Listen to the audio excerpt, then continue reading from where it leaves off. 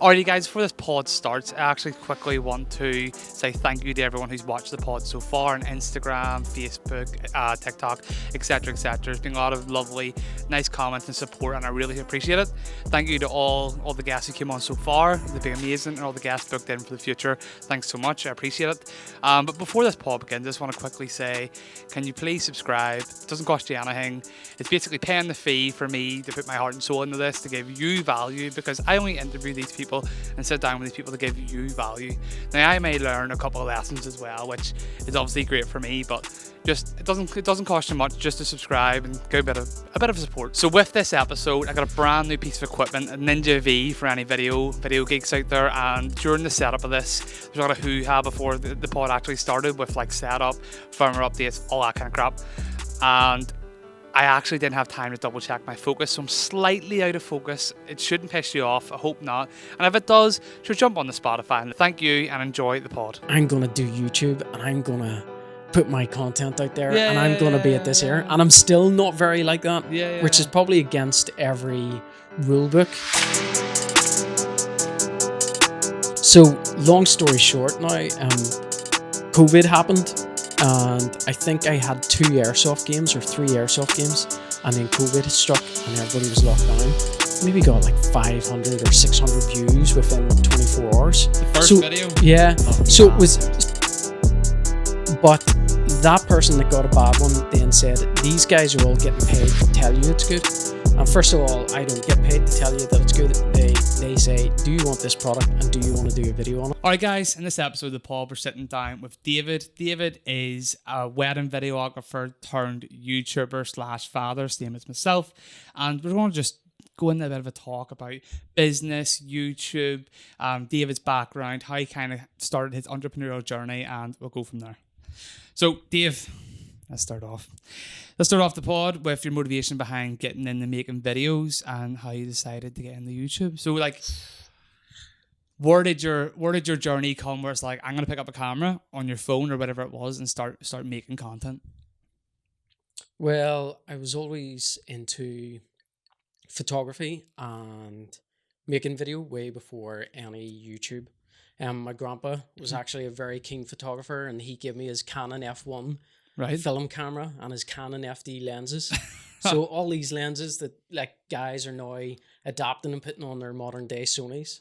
Or wow. I now have those vintage lenses straight from the pops. So what age were you then? What kind of age? Jeez. Well, I remember being in Mallorca and I was P4. Right. So that was like 1963. Like 8 or 9. No, I'm joking.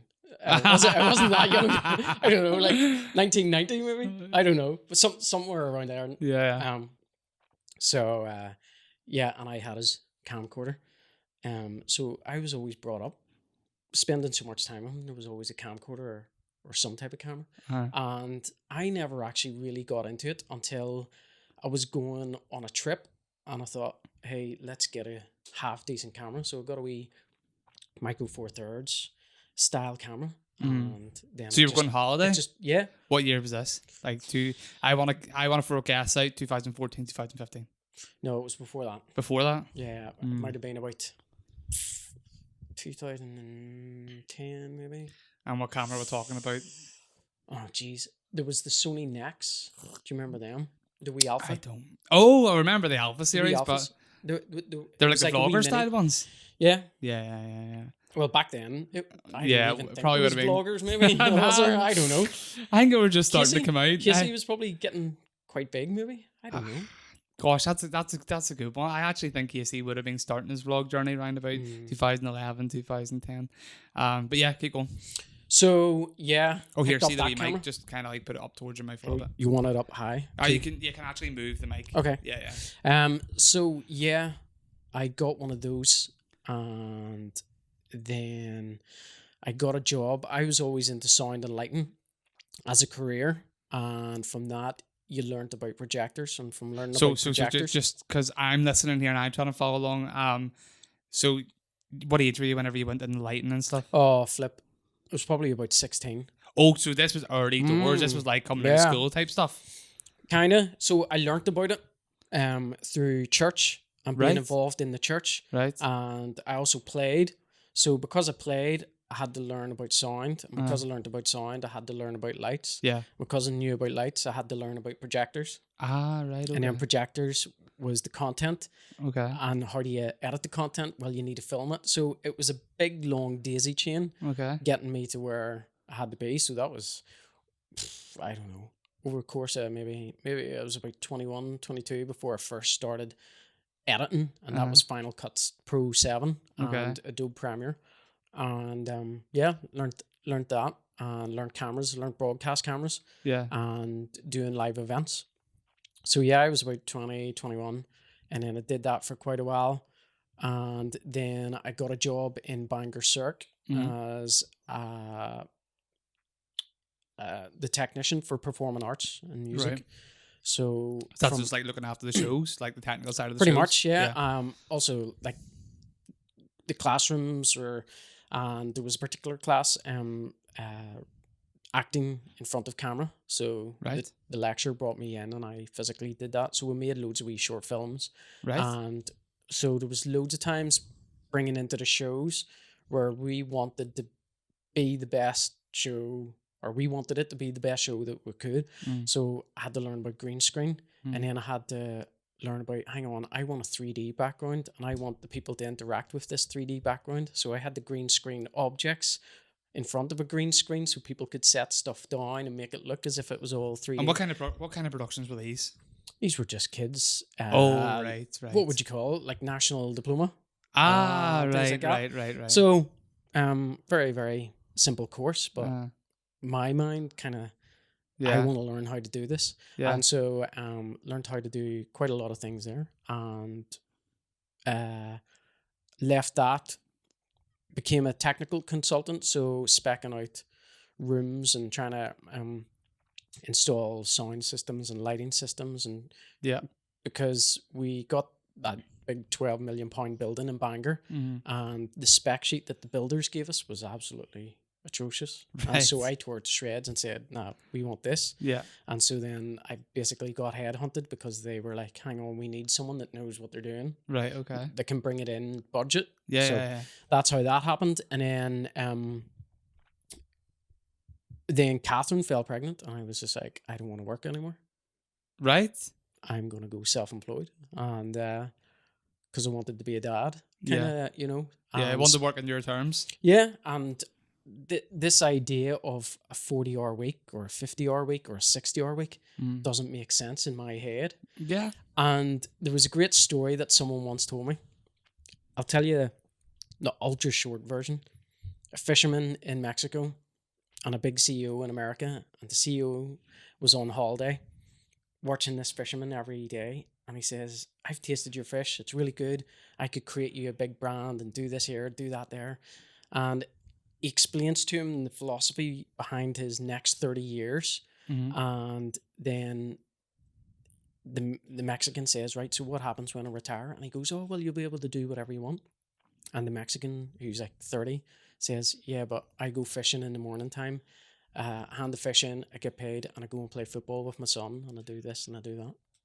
And the big Can't put a price on American CEO was kind of, the roles had reversed, even though the CEO like made all this money Yeah. and went to this place for his 1 week holiday a year.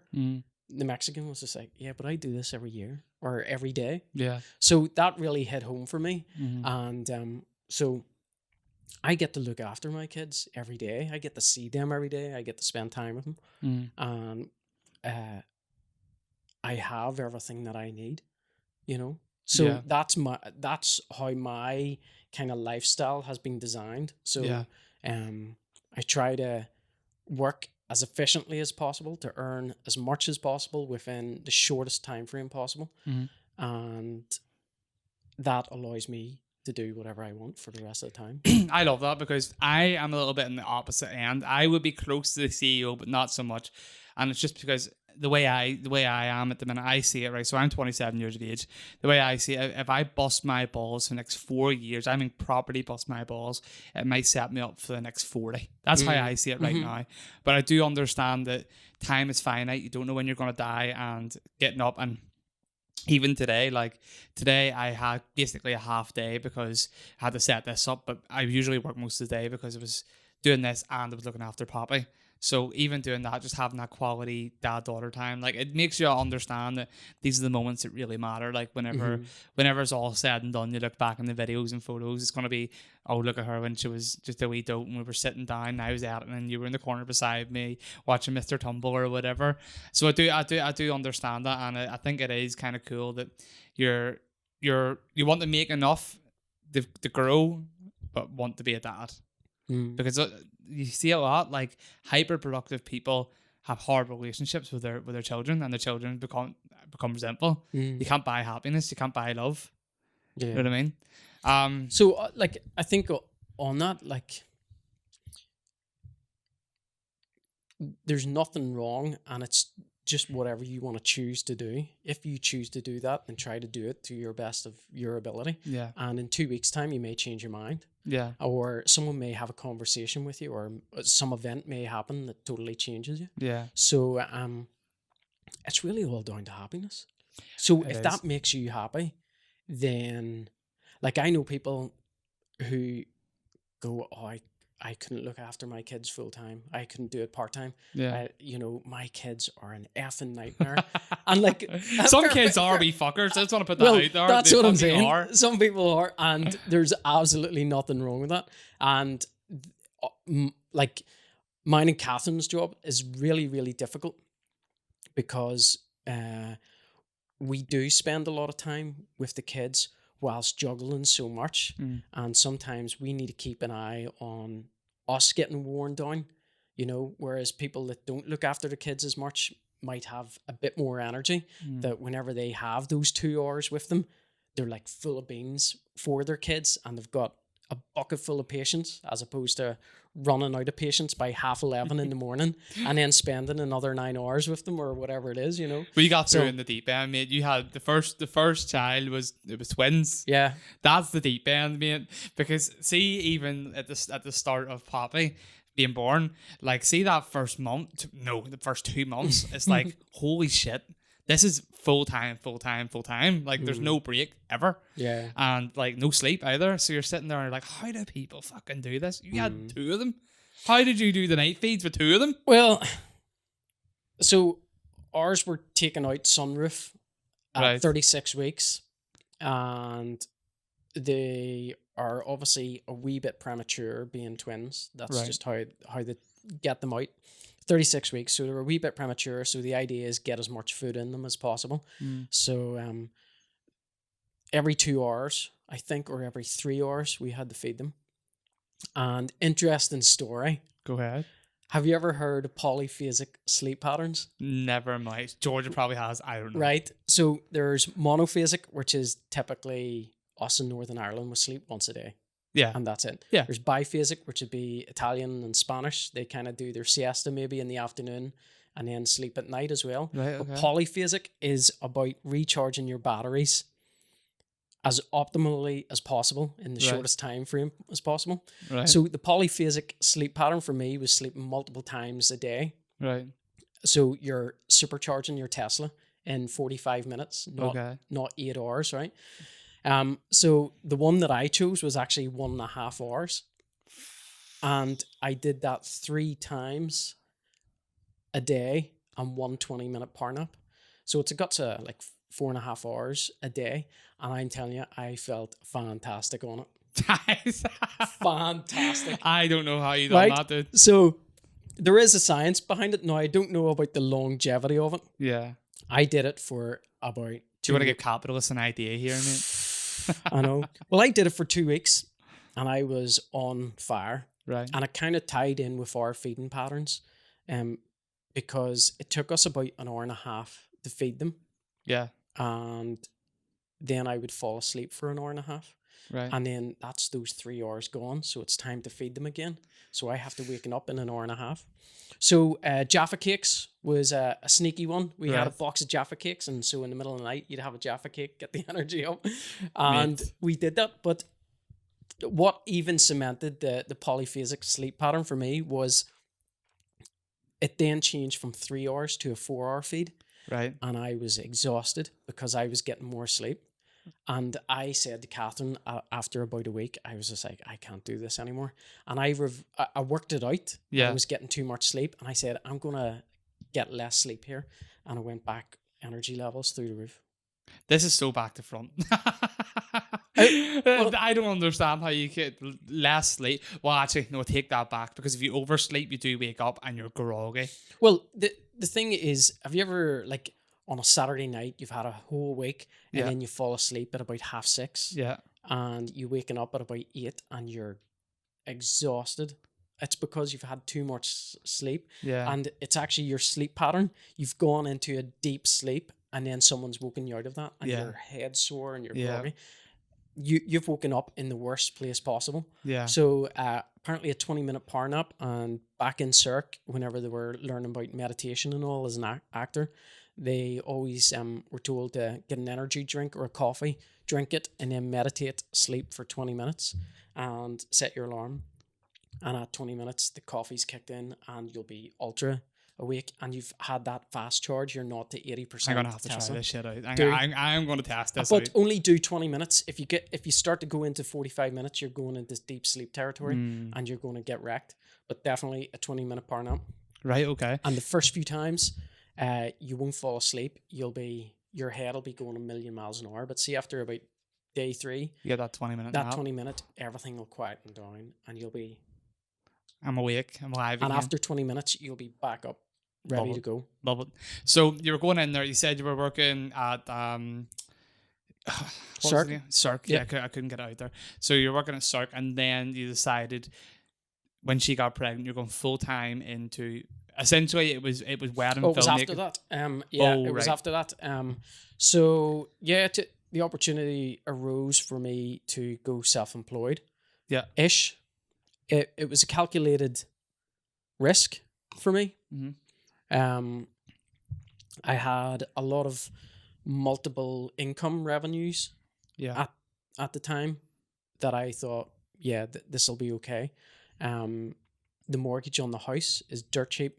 Yeah. I Got lucky had there. no bills, or sorry, no loans or anything like that there. The house was the only debt that I had, which is quite rare for my generation. I and know all your about it. generation and everything. Loans seem to be, and credit cards seem to be the way of life, and chasing that kind of, Being I'll a- pay that off later. Be an Insta bum, mate. An Insta what? I call it an Insta bum. Someone really? Someone who buys beyond their means just to show off the other people something monetary and status based. So if I go buy a watch that's $4,000 when I have $1,000 in the bank, I'm a fucking bum. So I call them Insta bums, and it's usually young men. I don't want to be sexist, but it's usually young men trying to impress girls with shit that doesn't matter. Because see, when you get older, these girls aren't going to give a shit about what you're wearing. They're going to care about your credit score. They're going to care about your career. Because that's just how things work out. So when you get a little bit older, you realize, fuck, I was an idiot for all that Well, it money I depends. spent. I don't even think when you get older. I think whenever you start working out the type of girl that you want to be with, that actually you don't want to be with the girl that whatever is the female equivalent of the Instabum and going, can Yeah. you always give me money, or I'm in really bad money problems, or blah blah blah blah. That's So, stress right there. It may be that you mature slightly, or you decide, hey, I want to be with someone like this here, and I think you know, it's a positive thing being with someone that's got their finances sorted. Yep. There's nothing wrong with loans. I know loads of people that actually use credit cards and loans for the complete opposite. Well, I use them to leverage. For example, whenever I had logos, I used them to leverage equipment that I then paid back. So I would get like a loan on it, and I would pay it back, because if I can see value in me having the money right now, like a cash injection, like an investment almost, I will have no problem doing it. But if you go out to a nightclub and you spend 300 quid and you put it in your credit card, I'm against it. I'm sorry. Yeah. I'm totally against it. It's a fucking stupid mistake, because credit cards are usually around about 25 to 30% for anyone young or in bad or fair credit, is around 25, 30, 35%. You've got good credit, you might get down to like 15, thereabouts. 15% is higher than most fucking banks or even ETFs in the stock market can give you back. So you're paying more than anything else that can give you an asset back. So if you've bad debt, fucking pay it off as fast as possible.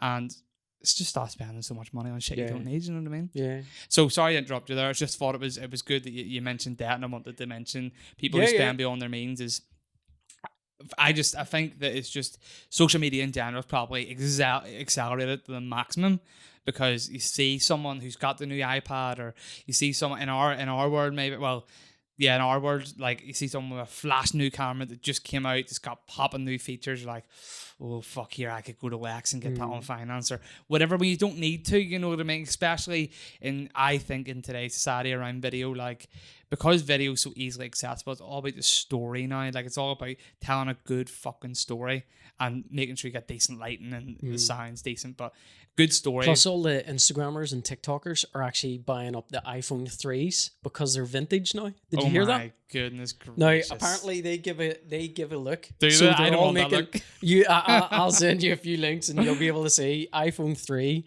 hashtag iPhone 3. I'll be bringing I'm it into the vintage. video I'm productions. vintage, and I'm like, was that not out like 2 years ago? Oh my goodness, So, man! People are weird. That's how old we are. Well, look, I am. This is You're life. still a young pup. I'm young enough. Right. Just go back in there to what you were saying. So, I've lost my train of thought here. Yeah, we went over the debt thing. We Yes. went over how I became self-employed. I Yes, guess. that's what we're getting into. So you said that you didn't have many bills and that you didn't have much debt, and you took a calculated risk, and that calculated risk was going self-employed. So how did you actually initially get into the wedding film industry, like the wedding videography industry? Because I feel like, just to put this out there before you go into it, there's a bit of a gatekeeper scenario around the weddings. No one in the wedding industry wants to help someone get into the wedding industry. That's how I feel about it. But how did you get into it? Yeah, you could be a wee bit right there. Now, whether that's due to people actively being sort of aggressive or getting their stickles back up, or, you know, getting annoyed at someone joining, or whether it's because they're just so busy, is another thing. So a guy at Cirque, fellow employee, he was shooting them on the side, very low budget, and he brought me on to help him. But of course, I had way more knowledge than him, and my filming experience was a lot more. So I started elevating his, and this was whenever I was employed, like maybe about 5 years, 6 years before I even went self-employed. Right. Okay. And so I was always helping his, but he was able then to build his brand up. Yeah. Into decent income, and then I went self-employed, and I just kind of replicated that. The thing about the weddings was, rather than me joining his business and going, well, I am 50% of the team here, we'll just be one business, I actually set up another one, which meant that there were two nets doing the fishing. Yeah. So if I got a wedding in, he got a wedding in, and so on and so on. Yeah, That's just the way we worked. And yeah, that's how it happened. Well, see, that's quite lucky. I think that's quite lucky, and I want to give a quick story about how I got involved in it. I was in the video production. It was via wanting to be a YouTuber. Big long story. I'll not get into that. I wanted to be a YouTuber, and during that period, I learned video production. Started doing like corporate videos with my phone, and then moved in to actually buying a camera, lenses, learning the ins and outs of DSLRs, blah blah blah. But I thought to myself, what's a good paying gig that I can do, you know, a few times a year that would be on repeat? And weddings, everywhere I look at, people just said, start weddings, get into weddings, blah, blah, blah. It's like, so how do you get into a wedding? It's like, how do you get... So I text, and I know him, and he's probably going to come on the podcast. I'm going to bring this up to him whenever he's on the pod. But I text Mark Barnes, and I said... Fellow Carrick man. Represent. Fellow Carrick man. Represent. He was in photo, and Right, I didn't understand that, like, you wouldn't bring another video person into a wedding as a photographer when there's a videographer. I didn't understand that back then. But I texted him and said, here, is there any chance that in any weddings coming up, that I could come for free and just shoot like a behind the scenes and maybe something for the couple, just get a bit of experience? Totally ghosted me. Totally ghost me. But the beauty of that is, a year and a half later, I'm You were sitting shooting in a a wedding? fucking wedding with Mark Barnes looking at me, and I thought, what's happening, mate? Didn't take me long to get fucking here, did it? And I haven't brought that up to him, but he would see it if he went on his business profile, me in like 2000, whatever the fuck it was, like 14, being like, hey, can I do this with you? And he blanked. But I actually got in the wedding industry via a friend knowing that I'd done. No, it wasn't even. It was someone put on like a business page saying that they wanted a wedding videographer. And I was like, I put my hand. I was like, yo, I'll do it, blah, blah, blah. It was super last second, super low budget. And she got in touch with me. She said she loved my barber videos. And I was like, right. And she goes, can you do something? I was like, look, I'll do the best I can. I'll really try my heart out here for you, blah, blah, blah. And she's like, yeah, I'll give you a chance. And then off that one, done a good job, made a cinematic video, got another one. Off that one, got another 4. And once you have one, that's it. You can then put Market that on it. Facebook. Yep. 20 quid a month. Yeah, Just keep market it the life out churning of out. it. Yeah. 100%. And I think that's how a lot of people, someone gives them a chance, and then they build their rapport from there. Like, most people in the wedding industry are not going to help you get in the wedding industry. I'm sorry. I feel like it's very gatekeeperish because you don't want to nurture your own competition. It's how I see it. And I can understand that. Or the art of war, crush your competition, fucking destroy them at all costs. But sometimes it's nice to be nice. You know what I mean? Well, I was talking to a guy and he sells caravans. In fact, he may be a good guy to get on the podcast, but he does the complete opposite and he constantly helps his opposition out. Yeah. And I was just like, what? I was in the car beside him having this conversation and he goes, no, I see anybody struggling or anything. I tell them where I get my caravans and I go, here, get them off here. And I always help my competition. Oh. And the theory behind that is, one, obviously, maybe a bit of karma. Right. 2, if people are coming to you for help, then you're above them. Right. And thirdly, power dominance. He's confident enough. And one of the things, even in social media, is why, like, for instance, a hater on YouTube comes on. Oh, there's plenty of them in there. I luckily have very few of them, but I often say, you know, why would you be so ignorant to think that you have a bearing on my life? Yeah.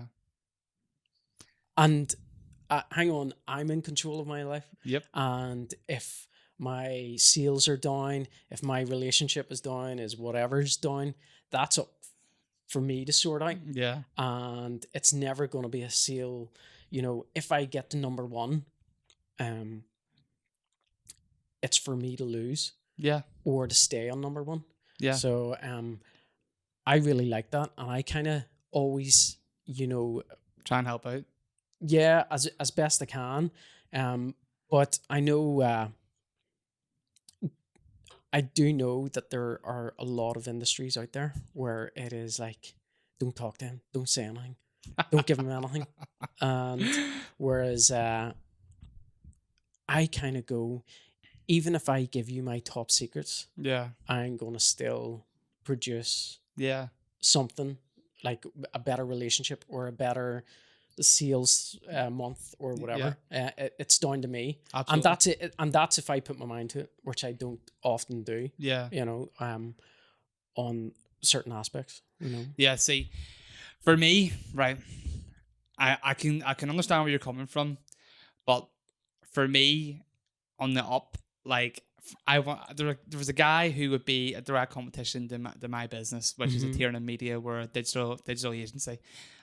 He came in to my office building because he was thinking about getting an office, and he came into where I was, and they were showing him around, and I was like, I don't know if he knew about like my business or anything, but I was like, if he says hello to me, I'm fucking blanking him because I don't want him to be my friend. He's my competition. So if he's my friend and he's my competition, it's going to fuck me up. And it just will. I just feel like in my world it will, because then I'll feel bad about taking customers off him. I'll feel bad about certain things that I shouldn't care about, because in war, there's no love lost, you know what I mean? You need to win. That's how I see it. And I'm on the up and up, you know what I mean? I haven't got a big established company at the minute. We are establishing ourselves at the minute. So I can understand your point of view. And my point of view is I will try to be nice, but if you're my competition, he ain't gonna hear from me because Mm. I'm thinking in my head, how the fuck do I take his customers? Mm. And maybe that there's just something that's hardwired in certain people, but a lot of times in business, the nice guy gets fucked over. You're seeing it in all the top stories. Like, go watch Facebook where Zuckerberg stroked it from his two mates. Mm-hmm. Go watch the founder about McDonald's. You ever watched that one? No. The founder. So the But founder was around the two McDonald's brothers who started McDonald's and started the Speedy system, which is how McDonald's burgers were so fast to come out, and it was revolutionary in the 1940s or whatever it was. And this guy called Ray Kroc came in to sell them ice cream machines, saw what they were doing, begged to be involved, and basically stole the company from underneath them mm. because he was a fucking shark. They let a Mm. shark in. They were a couple of tunas, and they let a shark in the fucking den. The shark Yeah. just fucking ate them, and that's just how I see it. You be too nice, someone will fucking eat you. At the end of the day, I have bills to pay, a child to support, a house to pay for, a girlfriend to take out and fucking date from time to time. That's how I see it. So Mhm. anyway, so give us kind of the backstory. So that was how you got in the weddings and started becoming entrepreneurial in a sense, and bringing in your own denier, your own money. How did the YouTube side of things come around? Because obviously you're killing it at the minute. I think for someone from Northern Ireland, I love going on there and seeing quality content with an audience. Because see, when you start off with zero on YouTube, Facebook, Instagram, TikTok, whatever the fuck it is, you start off with zero. It's so disheartening to see barely anyone watching your stuff. But you have to realize this shit compounds, like compound interest. The more you do, the more returns come back, and time is a beauty. Time increases all these things. So how did you get into that, and how's things going? So YouTube was a bit of an accident. I've my YouTube is on me as an airsofter, whether it be doing reviews, trips away, or actual gameplays. Yeah. Back maybe 12 years ago, I went to a stag party and went airsofting and went, I really like this. I'm going to come back. And we came back maybe a month later, and that was that. And then you go on Google, you go on YouTube, research. Oh, here's a guy. And there was a sniper that had a GoPro on his head. Yeah. And a big handy cam sellotaped to his rifle. Right. So you could see where he was filming where his BBs were going. So you could see his targets. And it was mind blowing. And I was just like, whoa. And everybody then redirected onto me and said, hey, you should be doing that. Yeah. And I was just like, nah. Because you're the video guy. Yeah. And I was just like, nah, I'm not interested. I'm going to go jump on a motorbike.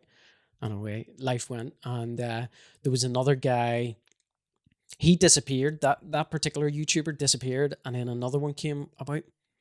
And his name was Novrich. And he started doing these gameplays. And he went from having a head cam to the sellotape camera to having a camera pointing back at him. So he was doing multi-camera gameplays. And he dominated then, like airsoft, and everybody was just like, you need to be doing this. And I was just like, nah, I'm not interested. Let's go play football. And then just didn't... Wasn't for you at the time, busy, blah, blah. And then this guy then blows up, and he released a video, once a week for 5 years, and he was on like 1 million subs or whatever, very, very popular. And then... one Friday night, me and my friend were eating a Chinese, and we watched an airsoft video. And Catherine, who played once before being pregnant, really enjoyed it. Got pregnant, couldn't do it anymore. I bought her very first gun whenever she was like 8 months pregnant. She was kind of down the dumps. I'm too big, I'm too ugly, I can't do anything, I can't run, I can't go on holiday. That kind of the last push. So I bought her a brand new gun, and it was a kick-ass HPA, mental, shoots 1 million bullets a second if you want, will totally destroy people, cut down hedges. This is the one. And so she then started saying, yeah, let's get back into airsoft. So I got myself a gun, she had hers, and we were watching one Friday night, and it was an Irish airsofter by the name of Fox Green. Okay. And we must have watched about 5 of his videos like once a week, for the next 5 takeaway Friday night sessions. Right. And then eventually my mate said to me again, you should do this again. And I was just like, nah. And a week later, in the January, I went out on Facebook Marketplace and went, is GoPro available? Is this here available? Yep, buy. Bought 3 cameras and started it. So you got the fuck it moment. You just had fuck it and gonna try it. Not, it wasn't even as significant as that. No? It was just like, yeah, I fancy doing it. I need a hobby. I need to do something. That's a fuck it moment to me. That's like no, but it wasn't like I'm gonna do YouTube and I'm gonna put my content out there and I'm gonna be at this here. And I'm still not very like that. Which is probably against every rule book that there is about doing YouTube. You know, it's all about the grind and it's all about the hustle. And but you don't want to the Casey Neistat, you need to release a video a day, or the myself. Paul Logan, you need to release a video a day for like 3 years before you make it type thing. And in some ways, yes, it's correct. In some ways, it's very, very incorrect.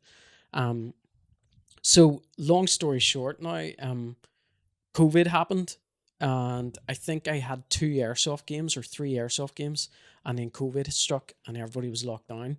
And my first video kind of maybe got like 500 or 600 views within 24 hours. The first video? Yeah. Lucky so bastard. it was quite good. Yeah.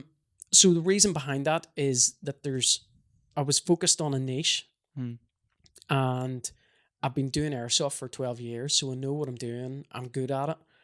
And it was filmed well and produced well. Yeah. So it was a bit of a home run type video. Next one, same again, about 500-600 views, and then the next one, the same, and then lockdown happened, and so self-employed in the live events industry. It was shit, mate. Well, we really enjoyed it. So this is probably leaning in. That's after they announced they were going to pay you something, because it was like a few weeks at the start of lockdown. It was like, the bills are coming here. But they were sneaky. The backdated one and then forward dated the next one. So you were missing out loads. But anyway. So yeah, I concentrated on airsoft then. The twins were born. Catherine had been out for a game or two, so she started her Instagram. And her Instagram was 2 months younger than mine. Right. And hers just accelerated. Airsoft? Yeah, a female in a male-dominated sort of hobby. That's it. That was it. Home run, 5,000 Instagram followers in like the space of a couple of months. Right. And so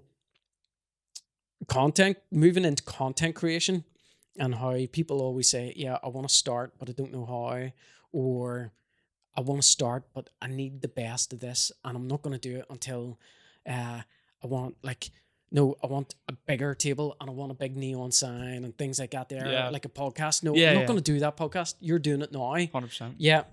And so how we do my Instagram is full of professional magazine style photos that people are going, wow, class. That's really, really cool. But the behind the scenes to that was we were in lockdown pushing a double buggy with a picnic underneath, walking into a forest with our ghillie suits in underneath.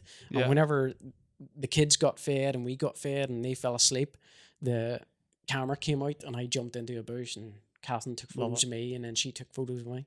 And half an hour later, that was our Instagram session done for the week because we had content for that week. So that was kind of knocking the whole kind of the grind scenario in the teeth a wee bit, because we didn't have to grind. We were just very, very efficient. You know, we were going out and doing things that we enjoyed, i.e. a picnic with our 2 girls. Yeah. But we did photos that were creating a brand or whatever within that 15 minutes. And it only took that 15-30 minutes and a wee bit of effort. We had the double buggy, we had the picnic, we had the girls. We just didn't have our ghillie suits and our camera. Yeah. That's the only effort we needed to do.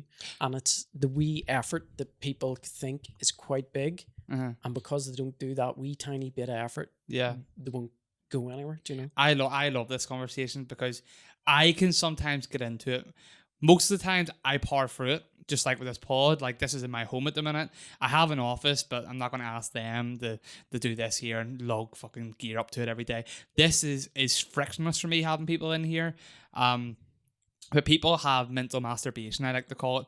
And it's they constantly say they're going to do something and then find a reason why not to do it, and then continue to say they're going to do it, find a reason not to do it. For example, I'll just fucking pull one out. Or say, for example, I was the jump in front of a camera and I started to feel self-conscious. I'd be like, look, I don't like my teeth.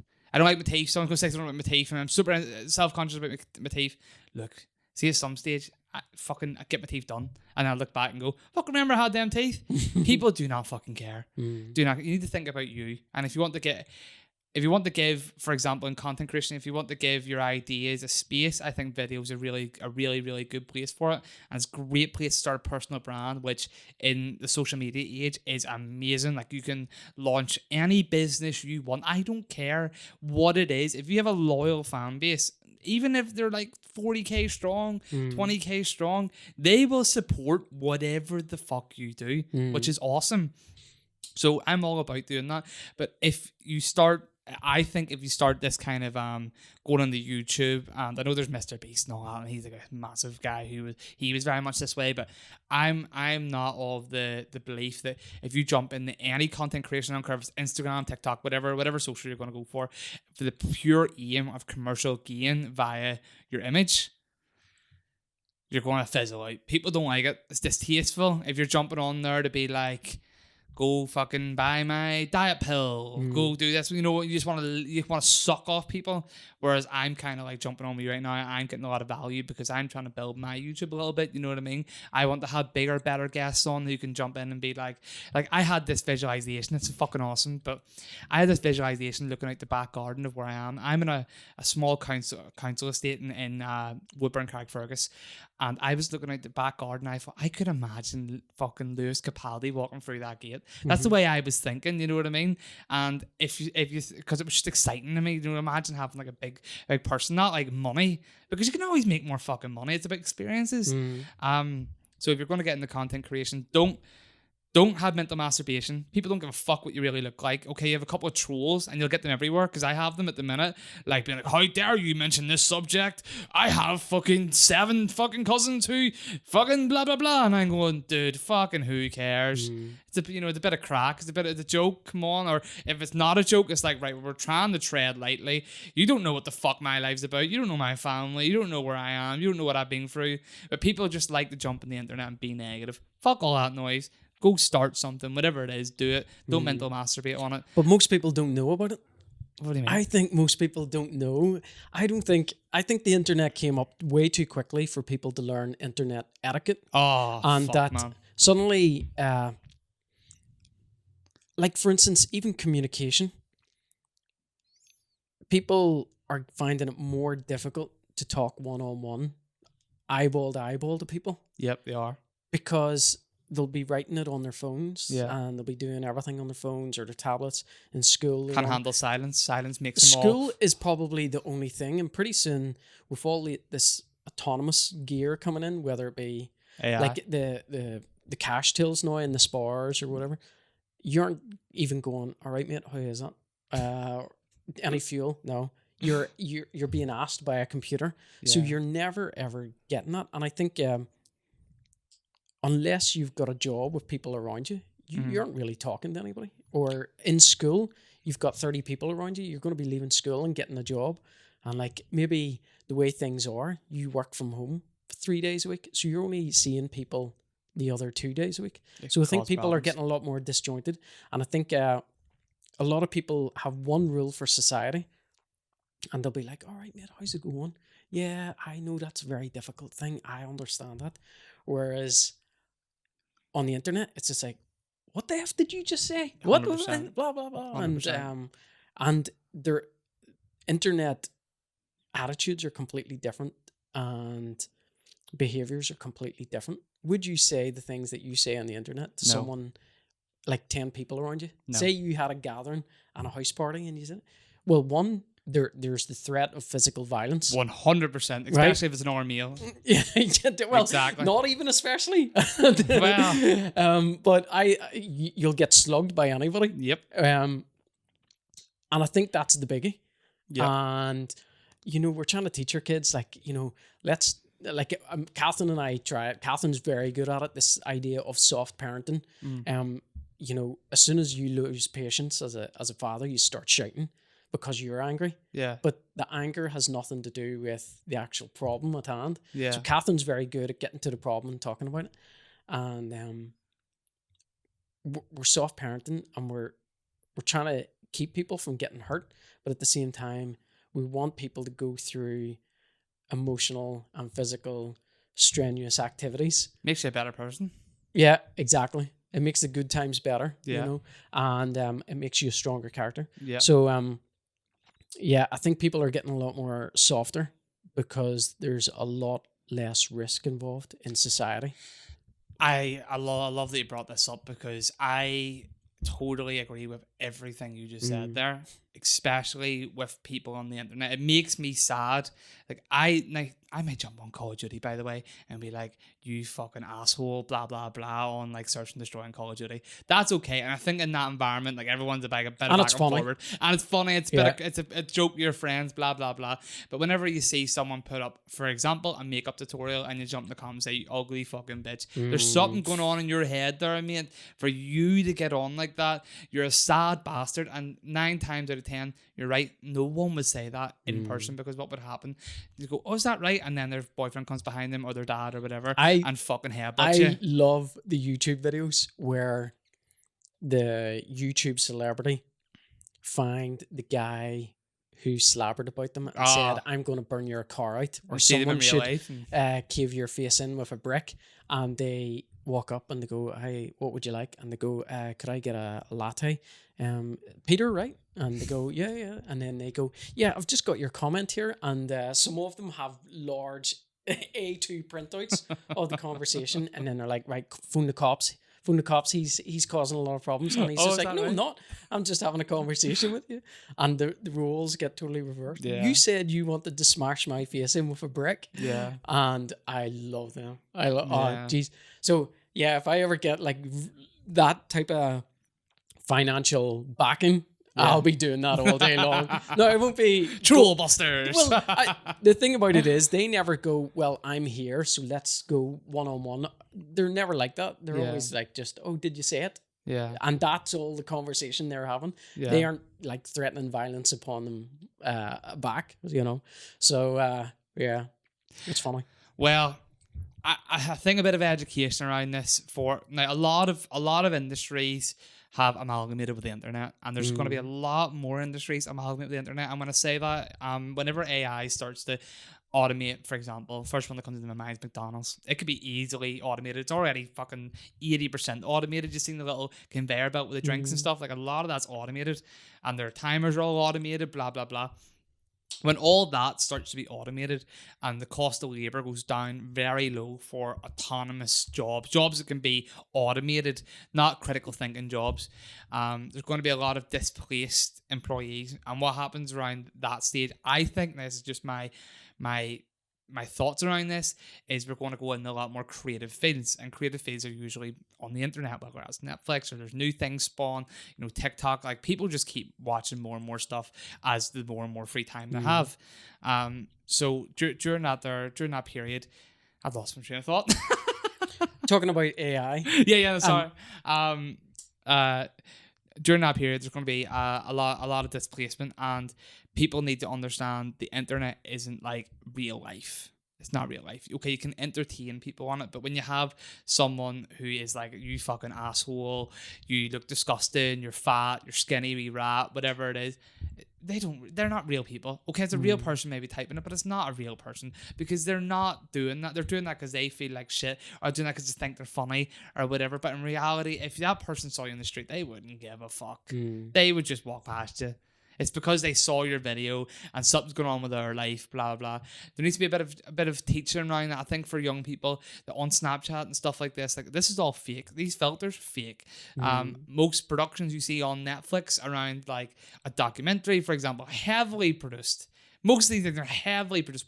You know yourself, you're in the industry. Things are very heavily produced to have a certain narrative.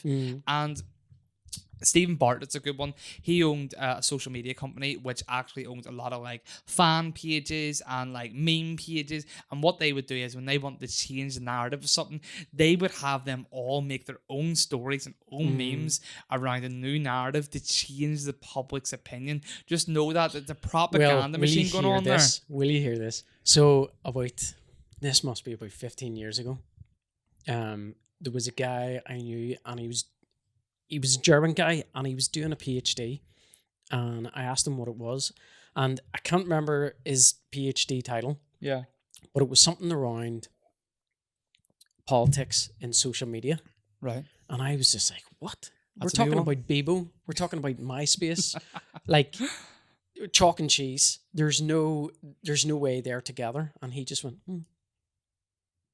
And now who's had the last laugh? Oh yeah, he probably So, minted at the minute, mate. he probably did the design work to go, do you know you could sway someone's view?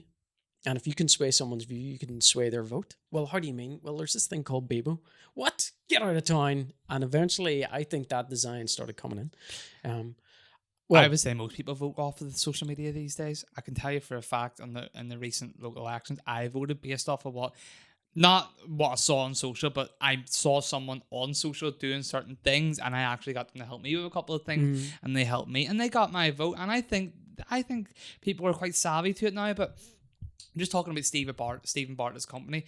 It just blows my fucking mind, mate, that this stuff can be so misconstrued to whatever someone wants you to think, especially the big wigs in Facebook, big politicians, big governments, etc., etc. Not to go down that rabbit hole, fucking conspiracy rabbit hole, but if Stephen Bartlett can do this for private individuals and private companies, what can the big boys do? What can the big boys do? All the meme pages. Here's £1,000. Here's 500 quid. Here's 700 quid. Put out this story. Put out this story. Put out this story. You know what I mean? Yeah. Because a lot of fucked up things have happened in recent years, and you don't sometimes demonetized Josh. He's getting demonetized. Quick, cut this bit out. Will you see? First strike. Oh, look at that! Look, Mama made it. YouTube give me a strike. Rumble. Yeah. I'm fucking starting up. No, I just think that we need to be careful with the information era to understand that because information can be put out so fast and so quickly, most of the time it's fucking full of shit. Yeah. Or it's not fully researched or whatever. And one of the things that I've noticed is, like, I'm, without being big headed, I'm just confident. Yeah. I'm very, very good with the Airsoft sniper rifle. No problem. I could be putting out the best shots and it doesn't get traction. Yeah. No one reacts to positivity on social media. If I put out the easiest way, the easiest emotion to stir in people is anger and rage. So if you want videos to go viral, and this is an awful value, I know you said you wanted value, but you need to be controversial. You need to do something that gets you 10 comments within the first 10 minutes. I agree. To go, have you seen this? I can't believe this. Josh, have you seen this video yet? Yeah. This guy's a douche. Or something like that there. And then And suddenly that video's an shares apology. it. Can you believe that? That guy, blah, blah, blah. Josh just sent me this video. Have you seen it? And that's how the spread works. Now, bringing it, like, so take that as face value for if you want YouTube to be numbers game. My YouTube is kind of like the opposite. Mine, because I'm a videographer, I think it also helps that I was a videographer, so I was shooting content for companies. Yeah. Kind of similar to what your business does. Yeah. They would say, hey, we've got this new glass and it's really, really nice. Can you shoot it? It's made out of Irish crystal. Yeah. And I go, yep, no worries. Here we go. I'll make this look as good as possible. And boom. And I shoot that video. So it ties in with what your company does in that you need to make a video and you need to make an advert. And TikTok, if you get like 600 views on TikTok, how many of them are going to use the plumber out of Ballymena? And so the value to your client who is very, very local and sells products locally, it shouldn't be a numbers game for them. It should be, you know, sales for them. How many sales is this video going to get? So mine is kind of like a bit of a reverse in that if you look at my stats, and if we had a PowerPoint here, we could have loaded up. I can get your stats up right now. You want me to get your stats up? Well, no, I would need to log into mine, but mine is like 99% male between the ages of this and that. And there isn't a stat for this, but if 99% male? Holy shit. it's something like that. But if you then had a tab, an imaginary tab saying, do you play Airsoft? And you've watched this video, like that would be 99.9%. So if my video gets 5,000 views, that's 5,000 Airsofters who have money in their pocket. I totally agree with what you're saying right so now. I think like within 2 or 3 months, I got my first text saying, hey, would you like to be part of our sponsored team? Yeah. So two or 3 months into Instagram, and I got picked up as a kind of affiliated Airsoft sniper. And the if you're talking about in business terms, but the amount of clients then that I've generated on the back of that, of people saying, hey, do you want to use our product? Or can you review our product, or can you give us feedback about your product, or all of the above? Yeah. That becomes very, very valuable to them, because suddenly they aren't having to pay a production team $5,000 because we've got AKA Staten, who's a god in front of the camera. You know, he's going to be doing all this here, and he's going to shoot it really cinematic, and that video looks flipping class. I totally agree. Do you know? And so they've got a video that they would have had to pay, you know, a production company to shoot. Yeah. By saying, hey, would you like to? Can we send you out these products or whatever? But the fact that you endorse it, an endorsement is almost like a word of mouth. Like, so, if you were to say to me, I was like, dude, I need a mechanic up in Bangor, blah, blah. And you said to me, this dude, really good, looked after me loads of times. I'd be like, fuck it, I'll go to him. Yeah. Because you've used him. Same thing, but in the digital world. I feel like if you're using it, I already know, because I feel I hold you in high regard. I know if you value this weapon or whatever you're using, then I'll be like, it must be good. It must be good quality. It must be value for money, etc., etc. So for a brand, there's no better place to be is in front of creators. And the brand that I would be in is I try to keep it as honest as possible, whilst being as valuable as possible. So there's no point me saying this product's shit. Yeah. I got it out of the box and it's shit. Yeah. Whenever it could have been something simple that I didn't do, or granted the manufacturing process didn't do, that I could fix. But say there's 10,000 other products made and mine was one that didn't work. Does that give a true representation? So it's more valuable. Like, for instance, it happened recently. There was a whole group under a company that we were all affiliated with. So it meant if someone bought the product using our affiliate code, we would get money through it. My product was absolutely brilliant. Somebody else's product, they said, was very bad. I love that. They said it was very bad. There's a little controversy over that, and there's a whole backstory that we won't get into. But that person that got a bad one then said, these guys are all getting paid to tell you it's good. And first of all, I don't get paid to tell you that it's good. They say, do you want this product, and do you want to do a video on it? Yeah. Fair enough. We aren't paid as influencers. We're paid as content creators. Yeah. So as I said, the difference between an influencer and a content creator in this particular scenario is an influencer would say, the video that the influencer would put out is like, hey, this glass of water is really, really good. Yeah. But a content creator would go, how could I make a video about this glass of water? Right, Josh, let's see who can balance that on their head the longest. Yeah. Right? And you're not allowed to use your hands. If it falls on you, it falls on you. Yeah. And you have to do it in a rubber ring with beans in it. Yeah. That's a content creator. So the video isn't about the glass. The glass is just used in it. Yeah. Now, so that's the kind of difference. We get, and the company know that, and they say, we just want our products out there. So do you want to use our Tesla to go on your camping trip? Well, you aren't really showing off like the Tesla, peak performance and stuff like that there. but 10 million people may view a camping trip because you're a camper and you go, hey, actually the Tesla's pretty good, blah, blah, blah. And it's product placement type stuff as opposed to we want you to influence people to buy the Tesla. Yeah. So that was the kind of difference there. But so the value between us then was we were just getting paid to if the product sold through our affiliate link. But what was he said that we weren't kind of trustworthy because we were getting paid. But then to turn it around, well, who's more trustworthy? Someone that's saying, hey, I've done a video on this product, and if you want to, you can buy it through my affiliate link if you want to support me.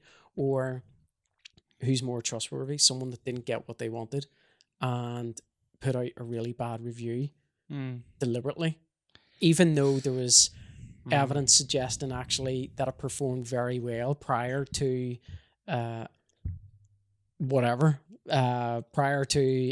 negotiations, obviously. Yeah. That didn't go his way. So he put out a bad one. So, who knows? Look, people are very much influenced, and you're saying he didn't get his way, so his mind was influenced to be very negative now about that brand.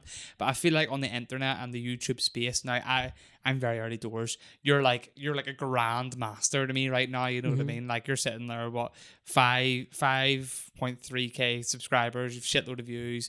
You've recurring people coming back in to watch your stuff. You've loyal fans. But see the thing is, people are not fucking stupid. So if you start to sell your soul. And people do sell their fucking soul. And I'll put this out here. Logan Paul sells his fucking soul every time he does something that's like a product placement. I don't like people like that. I think they're fake as fuck. I can't stand them. So if you're on the internet, be original. Well, here's be one real. for you. Here's one for you. Because this is a bit of a debate between a few guys that I know that's in my kind of close circle in the YouTube Airsoft world. Rage, Shadow Legends, or Manscaped. Say Manscaped. Manscaped approach you, Josh. Yeah, we love your video. Can you put an advert? We'll give you $5,000 to put an advert in your podcast. I would have to like their products. I would have to like their products. You'd have to like the product. Have to. Yeah. So for the average Joe blogs, yeah, he's just doing that just because he got paid $5,000. No, I like it. No, I don't believe him. He's saying that. Yeah. So you're always going to get those people that say drones, man. I just think they're drones. Yeah. Fucking NPCs is there. The Tate brothers just say NPCs. They're see if you're someone who's so easily swayed by money, you're a fucking weak individual. Well, a lot of people will say, oh, Josh sold out. Do you remember he used to just do it in his living room? And now he's doing adverts for Manscaped, and he's now doing it out of the Clarion. The Clarion, fuck me, mate. You moved up. I moved up with teensy bit. No, I picked that just because I knew. But people will. So how do you dictate whether someone's sold out? And what comes back to me is, well, I know me and what stands morally well for me. So some people do Rage Shadow Legends. They always get approached by Rage Shadow Legends. This is a fucking app, isn't it? Because I feel like I've seen it's a game. It's some type of game. I saw an advert on TikTok or something. So it's something like that there. Yeah, and people are starting putting in their Airsoft videos. Oh, right. So, right. And now it's very clear. Hi, I'm being sponsored by these guys. It's this game. It's really fun. By the way, if you buy now, then you get 10 extra gold coins, blah, blah, blah, yaggity schmaggity. So some people really frown upon it and go, why did you put that in your video? And then they go, well, because it gave me money. It took me 30 seconds to make, and it made me this amount of money that I can now go out and fly to South Africa or Brazil or Czech Republic to produce more Airsoft content. So you're... how else are you gonna start earning money? I'm gonna disagree a bit with this because I agree that it can push the channel forward, but people aren't fucking cows to be milked. So unless you actually like that game or see value in that game, I mean that you don't. For example, but the app world is it's a gambling almost. See the amount of fucking things are hid behind time paid based walls, and you have people who end up spending hundreds of pounds a month that beat the time and get the gold coins to speed things up. That can be very addictive. So for me, I don't know if I would ever promote that games type of like that. But the Manscaped thing, you possibly Oh, could. fucking yeah, possibly. So it's more. I've used it now, it's more to do with no, so it's more to do with the product as opposed to the advert. That's actually the sponsored advert. So you don't mind being sponsored. Don't mind. But it depends on the product. I have to like your product. I have to think you're not a scumbag. And I would be totally transparent. So if you're not transparent with people, and for example, again, I hate to fucking use them because they actually sometimes he puts out decent content. But Logan Paul with the crypto scam that he done, where he the pump and dump, and they were all fucking at it. They were all fucking at it. Was that with the pets and you had to crack some eggs? I don't know enough about it. But I watched CoffeeZilla's thing, and I just seen lots of different YouTubers / influencers / whatever, people of authority in digital space, getting cryptocurrencies or getting money from cryptocurrencies to pump them up, get people to buy them, and then no value, and they all got, basically everyone just cashed out of them and took the money. It's basically fucking robbing from the poor, essentially, is how I see it. Well, it was exactly the same as FDX, or that one that went down recently about 6 months ago. Big thing, no, mate. That was a whole big fucking yeah, but it's the same overall principle. Yeah, he used celebrities, and he approached celebrities to say, "This is the next big thing. Yep. I'll give you 10 of my coins Soulless that bastards. are going to be worth this here." Soulless cunts. And they promoted it.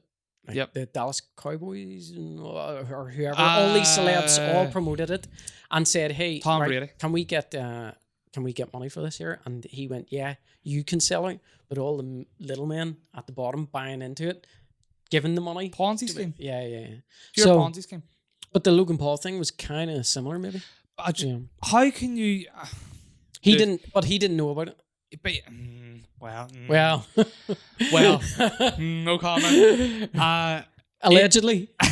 Yep. That's a good one. That's an illegal term right there. Allegedly, we're remonetized. We just got remonetized. Allegedly. No, but just if you do things like, this guy's a millionaire, lives in a big fucking mansion, but he is not short of money. So when you do things that are just a cash grab, I think you're a weak man. I'm sorry to say that, but if you don't have the spine to stand your own 2 feet and build your company off your own back, and you have to sell out to anyone who'll buy you like a little fucking bitch, then you don't deserve to be in the game. That's just how I see it. You need to stand your own 2 feet, and if a good company comes across with a good product, see if Boost Energy said, "Josh, we'll give you a crate for every podcast," they'd be on this fucking podcast right now, because I'm buying it for 75p a day. Sugar-free, obviously. Yes. Sugar-free, obviously. Yes. But I often see your stories, and I'm clicking right through people's stories, and I've got a can of Boost, and then you see yours just sitting beside the 100%. Laptop, or the white monster. You've got it down. Yeah, the white monster or the black monster with the blue text. It has to be sugar-free, or the white Boost. And I think Boost is a more local company, so that's why I'm saying Boost. I don't know. I'll have to check that, but that's because I buy their shit. You get me? And I can stand behind it. See, if Apple asked me to do something to use their iPhone, I'm using their MacBook right now, or whatever, or you had a good piece of software and I went on and I was able to see the value, I have no fucking problem being like, this could help people who watch my content. No problem. Disclaimer, guys, I have a sponsor today. They do this and they're amazing, blah, blah. I've checked it myself. You can trust me. I'm not going to promote anything that I don't fucking actually trust or use myself. Whereas 95% of the motherfuckers I see on social will do anything for a bit of money, mate. Like, go out and make your own fucking money and stop being a little lapdog, because we're getting smarter on the internet. People see through the bullshit, mate. So if you're just not a corporate drone, don't have a bit of personality or have a bit of flair or authentic, people they'll just go off you. That's what I think. Like how many influencers from 2012 are still flying now. Not that many of them, mate. There's obviously a few exceptions, but when I think back to the YouTube feed in 2012, it was nothing like it is now. Nothing. Because a lot of these people, they got the money, they're happy, they've got their little nest egg, and now most of them will just upload once a month. Something, if even, or just live stream because they're not arsed anymore and they've got their money. But for me, in any walk of life, have morals. Whatever you do. Like if running the Tiernan Media, if someone said, here, we need to launch a gambling site, and I thought, right, so what's your company about? Blah. And I saw this one to exploit the shit out of people on casinos, for example. I couldn't do it. No, Josh, you're a shark. You've got bills to pay. If you don't do it, your competition is going to do it. Well, they can do that. Well, I'll find something else. Yeah. I believe in myself. Like I'll find something else. But like, if my competition does it, I'll be fucking making sure everyone knows. But no, just like with a Tiernan, I have down like some real. I won't work with anyone who does any adult rated content. I won't do any Ponzi schemes, like buy-in schemes, anything like that. Because I want people to trust me, and I feel like people don't trust you when you do things like that, mate. So if you put a review out for a gun and you actually knew it was shit, but these people you're deep in their, like you and the fucking the marketing guys are tight as fuck, you could ruin the next 10 years of your personal brand by lying. And you would need to be very, very careful. You just tell them straight. Well, yeah, so that's where, see, whenever you do things honest, then it means that your word holds a lot of weight. 100%. And your weight, there's a few people that have tried attacking me, but they failed miserably because there's a credibility there and a weight behind it that they can't penetrate, you know, and they can't make up stuff because it's not like that, you know. And yeah, it's interesting. We've discussed it quite a few times, and to be honest, I don't know where I stand. I'm too laid back. I'm like, if you want to do it, do it. If you don't want to do it, don't do it. Yeah. Yeah, what do you think? I don't know. You'll see I'll me on see. the pause loud about someone. I'll be watching your content now to see who he's fucking selling out. Yeah. He's selling out that Airsoft game. So I don't know. I don't think it's necessarily selling out. I don't know. Well, selling your soul, fucking having no spine, selling shit that don't. Anyway, let's move on. Let's move on to something else. So what do you want to know about YouTube?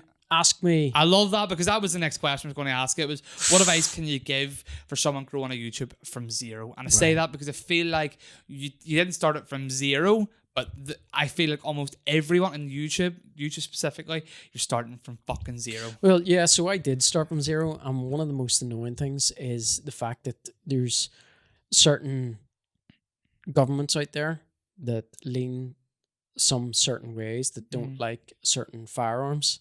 And they may allegedly have some sort of algorithm, allegedly, maybe don't demonetize this, that if the AI sees a weapon, that they'll demonetize it, they'll hide it. And so it's very, very difficult to grow an airsoft one. Like the amount of comments that people say that go, how do you not have like 500,000 subs right now? This is the best airsoft content.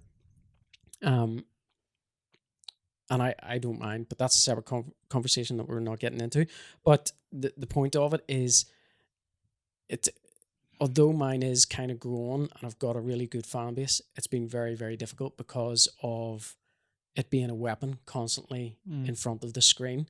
So there's quite a few of my videos get demonetized, and you get a human person to check it and they still demonetize it. Right. And you're like, this is a hobby for like mid 40-year-old men on a Sunday afternoon. Yeah. And that's all it is. It's just a hobby. It's not even in the Olympics. It's not a sport. It's a hobby. But AI maybe isn't clever enough to work out what's what yet, allegedly. And people don't want to risk it being real to promote it. And there's been a few times.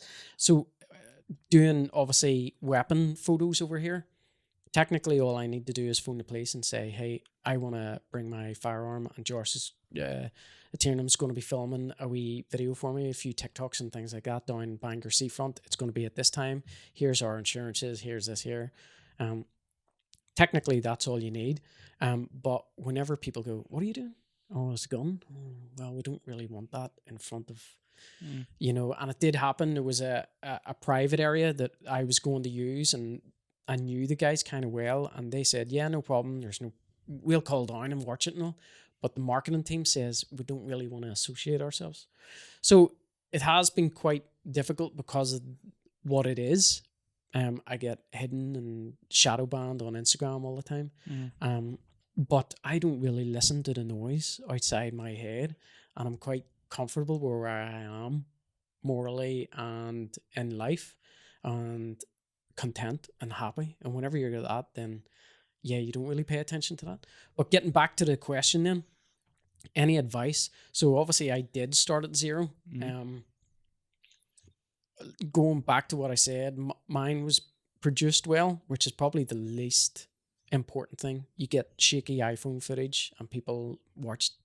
It has 10 billion views. So don't worry about production. But the content was based on something that I'm really good at. And so it's valuable to people. Okay. And then it was on a particular niche. And I think this is quite important for people that say they want to be a vlogger. And maybe Casey Neistat kind of set the scene for a lot of people. I'm going to be a YouTuber. I'm going to be a vlogger. And they just filmed themselves and they didn't really have anything valuable to watch. Didn't have a story. I don't really want to watch you in your Vauxhall Nova, like calling for your mate Simon. Yeah. And I find it even difficult sometimes because I get sent products, like for instance this glass, and my job isn't to go, hi, this glass is really nice. All my job, the fact that this glass was given to me is irrelevant. I could have bought that glass, but I still need to turn this glass into a video. So I need to think of something creative to go, well, what are people going to watch with this? So, for instance, it could be dog training.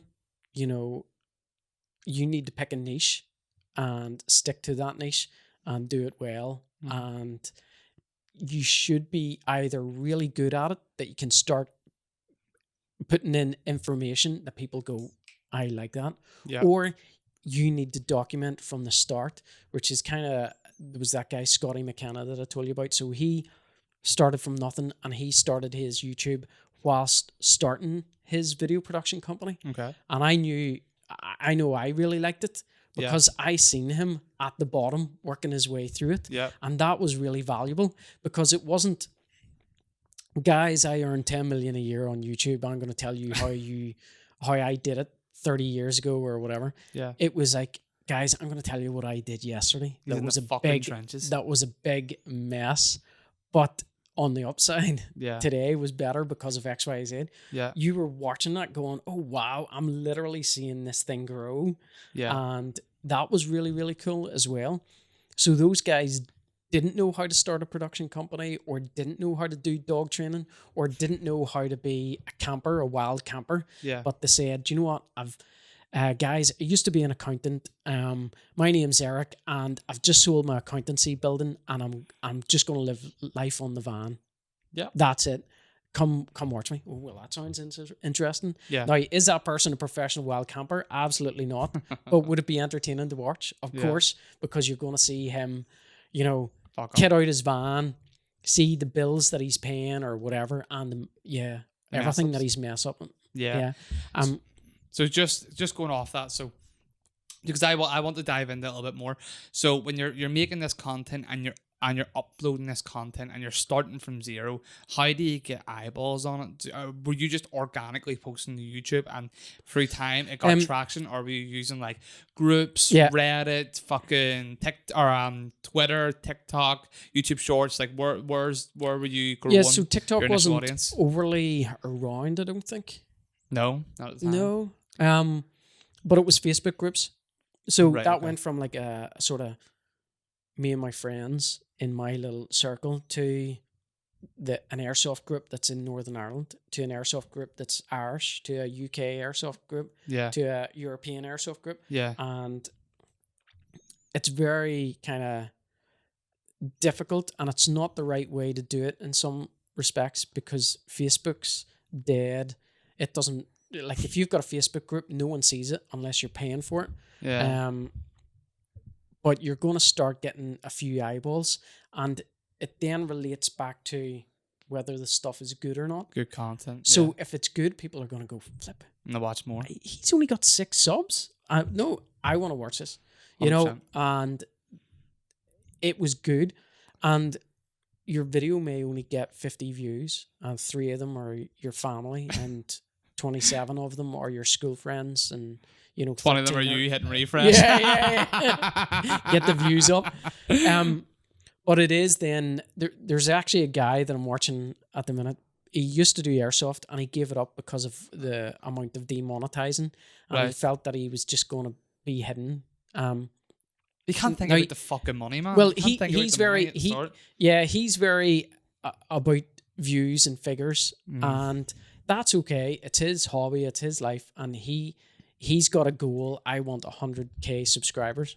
Go for it. So he's now tuned in. I've got this goal, and I need to get that. And his thing is that, right? So he then started from scratch, and he was going really slowly. And I seen a few of his videos, and he was only getting 53 views and 100 views. And I was just like, flip, how demotivating is that? Like, I never experienced that. Mine was always like hundreds. Yeah. And then eventually thousands. And then now looking back at my older videos, some of them have like, I don't know, like 40,000, 50,000. Yeah. Like, flip, that's mad. But he's now starting to build traction. Yeah. Now he's still under 1,000 subs, maybe. Yeah. But he's now getting 500 views. The And snowball so effect, mate. he's just doing, i.e., the grind, the hustle. Yeah. So he is doing that. And his videos are quite interactive. Like, what can you do with $50 in my hometown? Yeah. I can't remember. But he's doing videos with a meaning or a value, which is what you were kind of talking about, you know? So bringing it back to any advice for you or for anybody is pick a niche. Market it a bit. Sounds like you did it, but yeah, I know it was self-marketing. Facebook groups, but they get them initial eyeballs. Yeah. Do utilize any avenue you can get some eyeballs. Yeah. So how I would do it now is I probably wouldn't do any long form content. If I'm chasing views, and maybe subscribers, then like I know people that have.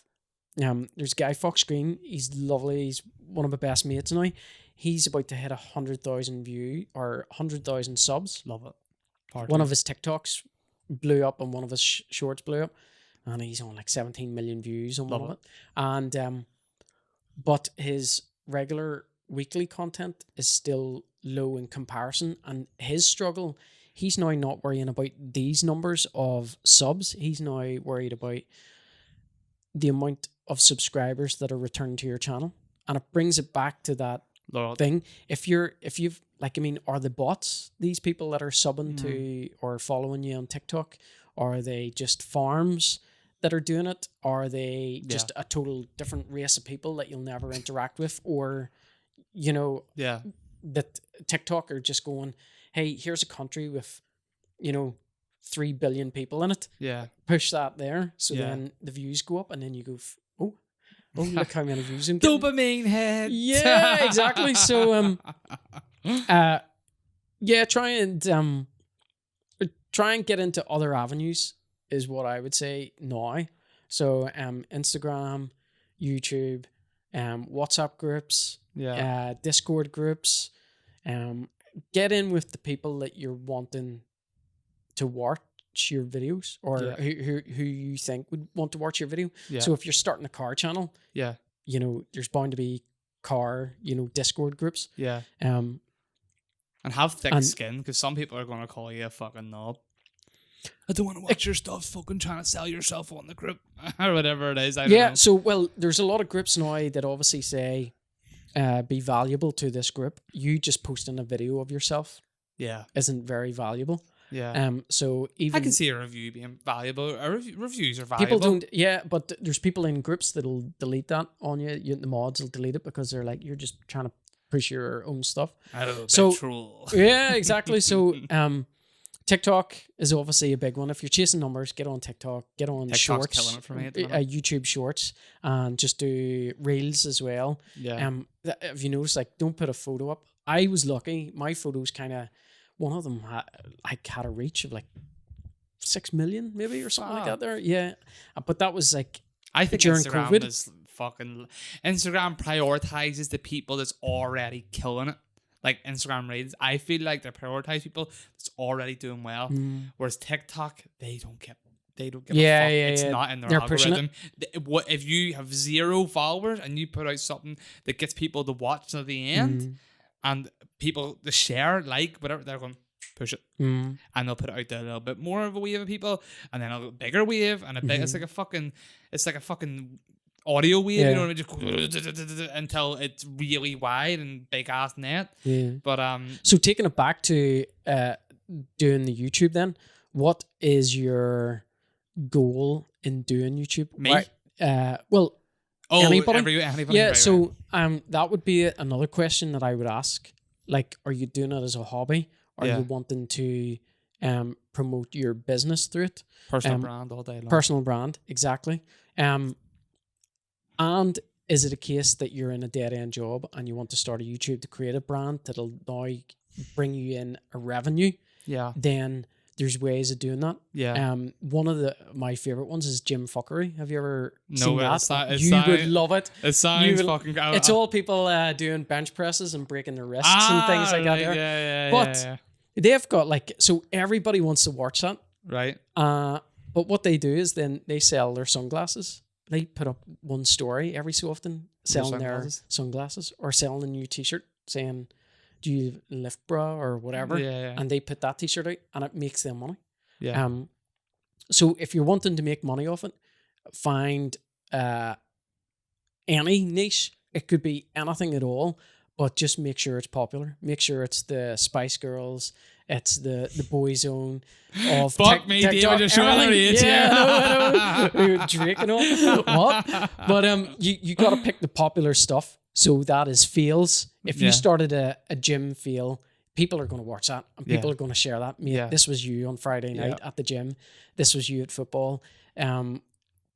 Humor is a big one. Yeah. So on the back of that, I wouldn't recommend Airsoft.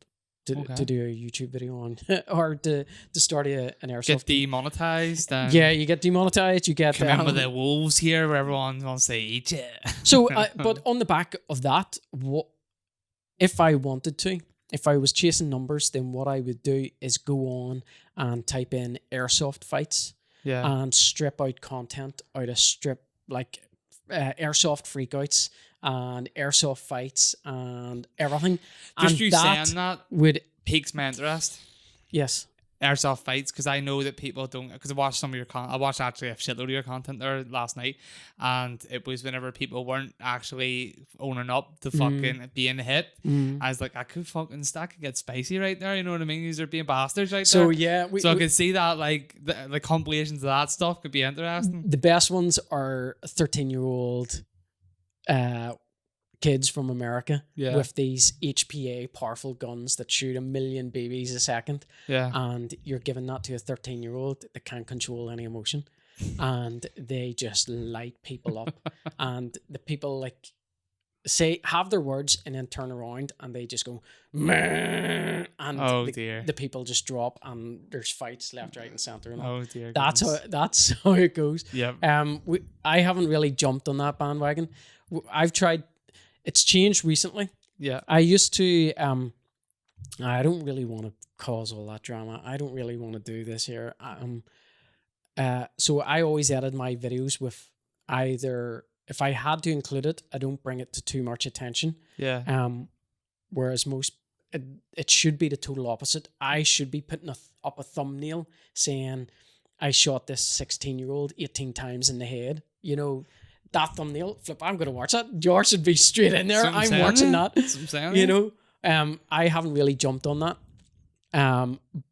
But now I've changed my way of thinking in that I'm tainting it in a positive light, and I don't want to taint it at all. I don't want to taint it in a negative light, and I don't want to taint it now in a positive light. Yeah. So if it happens, it's going in, and you're going to get it a slightly more real.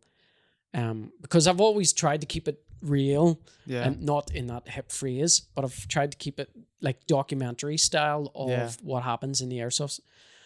But I'm changing, I'm evolving, and I'm going to be putting in, you know, what another airsoft YouTuber said, and I was just like, yeah, that's true. The good, the bad, and the ugly. Yeah. So I try to and then clip the ugly and just keep that on your YouTube shorts. Yeah, exactly. So but I'm going to put it all in now. But obviously people not taking their hits makes people rage, and actually filming has calmed me down loads. Yeah, because I know whenever I'm looking at a 4K screen and I can track the BB and it sails past Josh's ear, and I'm like, flip. On the day I was screaming at him saying, "Why did you not take that?" Because I was 60 meters away and I seen the BB. Yeah, and you thought a hit. I hit you. No, you didn't. Are you calling me a liar? No, you called me a liar. Right? Don't. So it's calmed me down because now I go, I don't want to react too much because I don't know. Yeah. And people, I'm even starting my ways. People would go, "Hey, I shot you," and I'd be like, "All right, cool." Back to respawn. Well, yeah, it's all right. I'm gonna go. No, but. And they're huffing and panting because they're pent up. I can't get angry enough. Yeah, and they're like, confront me. It's all right. I'll go back. If you say you hit me. Did you say you hit me? But what happened then was I started reviewing my footage back, and by the time I've got them, they haven't even raised. They don't even know where I am. Yeah. So what happens is, especially as a ghillie sniper, I'm supposed to be invisible. I'd take out mine and go. And they'd go, "Oh yeah, but we got you first, did you? All right, cool." But now, whenever I review the footage back, you see me going, and even whenever I shoot the third one, the first one still hasn't even raised as. So now I'm going to be changing my mind. I used to be very, calm, and I still will be very calm. Yeah. But I'm going to be like, "No, I'm filming here," and I don't think you did. So what we can do.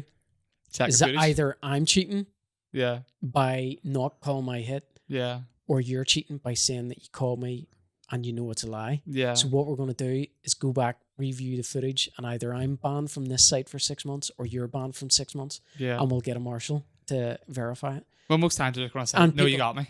Well, yeah, because they know, right? Like, Now, obviously, there is a bit of a pressure. There is a bit of, well, do you want to race for pinks? It suddenly gets serious and people go, "Oh, do you want to race for pinks?" Yeah. Fucking Grease. Fast and Furious, sir. Fast and Furious.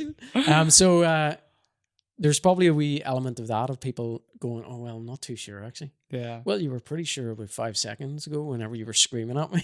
Well, that's it. So anyone wants to see any spicy airsoft content, aka Stanton on or YouTube, check them out. Right, last one, just because we're going to wrap up here. If you could turn back time to 18, what would you tell that young man about the future? What advice could you give him about the future, about what he's about to go into? See, my whole mindset was completely different. I suppose everybody's mindset is different whenever they're 18. But what would you say to that person? What would I say to that person? What would you say to 18-year-old you? I would say, it would be a wee bit cliche maybe, but I would say you could do anything that you want to. But you just gotta put your energy into it. I had zero confidence. It was very, very hidden, unconfident person, but I didn't do what I could have done. And I think I would like to show them a movie of the same person, i.e. me, but what I'm accomplishing now because I've changed the way I've done X, Y, and Z. And they would go, "Flip, well, I can't argue with me, can I?" Because me is doing it. So it would be something like that. It would be, and that's a really shit cliche answer. Yeah. But I'll be telling my girls exactly the same thing, and I'll be pushing them. And I don't know, I'll probably not be as lackadaisy with them as what I was with me at 18, Yeah. you know. But hopefully they'll see the lifestyle, and also, as I say, the weight behind the story whenever you're actually doing it. Um, there is a big weight there that comes with that word whenever you say, no, you can do this. Yeah. And because it was down and out for a stage there, Yeah. and didn't want to be here anymore. And there was just one little thought of me going, nah, I'm better than this, and I'm going to show the world that I'm better than this. Yeah. And now I'm doing it on the international airsoft stage, traveling to different countries, meeting people all over the world, because it changed. And I was just like, do you know what? I'm going to do this. Killing it, man. And it was ignorance. It was pure ignorance and sort of stubbornness as well, of going, nah, I am going to do it. 100%. So fuck you it to was the world. Yeah. You took the red pill and you said, it's time to wake up. Life's got more in store for me. I didn't even have time for a pill. I pushed it all out of the way. So yeah, on a practical note, eat well, sleep well, hang about with good people, make sure you talk to good people, do things that you like, get exercise, and go for walks. They're the 7 things. If you do them regularly in your life, I'm pretty sure it would solve depression in the world by about 80% over medication. And talked about that in the last podcast as well. Yeah, so those 7 things. Do those 7 things, young Dave. 100%. Dave, thank you very much for coming on the show, mate. I appreciate it. Thanks for having me. And anybody who's interested in Airsoft, check out AKA Stanton. I'll link him down below. I'll see you in the next one. And you're going to come out. You're going to come out and do it. In fact, there's one in Carrick. Fuck it, I'll do it. Yeah. No, hang on. We'll get this on the podcast. So when are you coming out? I can do. Here we go. I can do anything on a Sunday or a Friday. Saturdays is no, because it's pub right. day.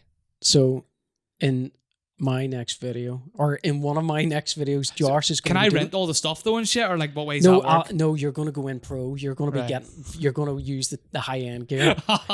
Fuck. Yeah. Right. Yeah. Sounds good. Sounds good. 100%. Right. See you then. It's locked in. It's on video now. You've got me in, you bastard. Fuck. Sounds good, man. 100%. That's us done.